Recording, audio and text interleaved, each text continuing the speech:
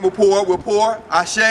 Ashe. We'll pour to the creative spirit, the great Ashe out of which we all emerge, Ashe. Ashe. We pour to that creative spirit by whatever name we know it, whatever name you hold in your heart, in your mind, whatever name your ancestors gave, whatever name you learned as a child, whatever name you believe it to be, whatever name you believe it to be in spirit or in science, Ashe. Ashe. We pour to the first human beings who came into existence on this planet, the first human beings who raised the first structures, who cooked the first meals, who taught the first children, who had the first children, the first Africans, the first people, who stood upright, who walked, who figured out how to stay on this planet, who figured out how to pass that knowledge on to their children and their children's children, the mothers and fathers of civilization, Ashe. Ashe. We pour the next libation to their grandchildren and their children's children, those who raised the great early civilizations of Kemet and Kush and Monomotapa, the great medieval civilizations of Ghana and Mali and Songhai and Kanem Bornu. We pour to those who the great civilizations of the Igbo people and the Hausa people and the Kikongo people and the Mambara people, the great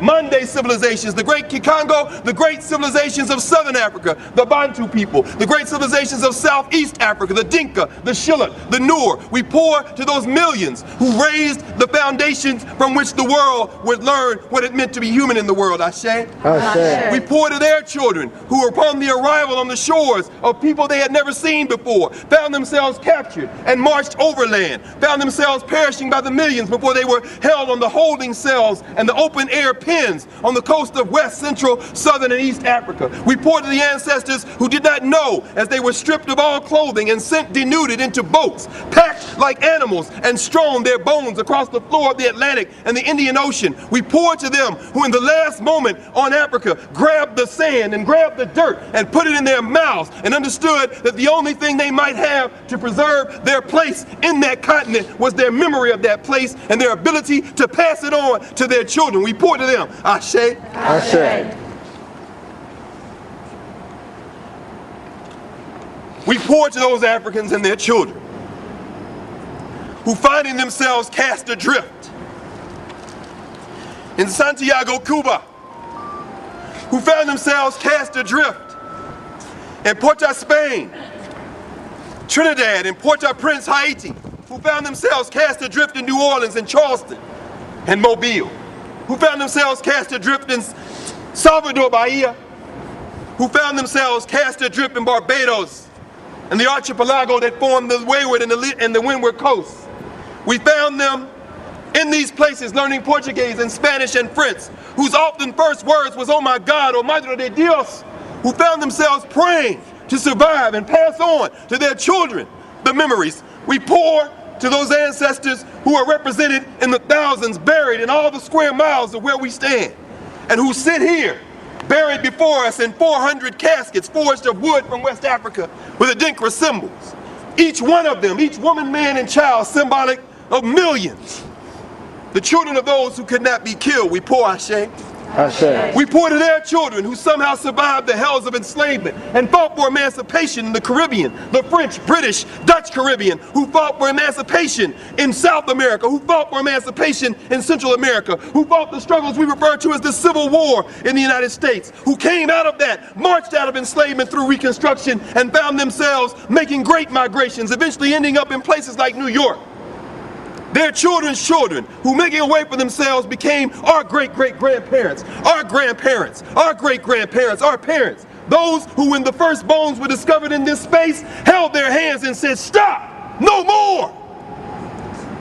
We are here to speak for those who can no longer speak with their mouths.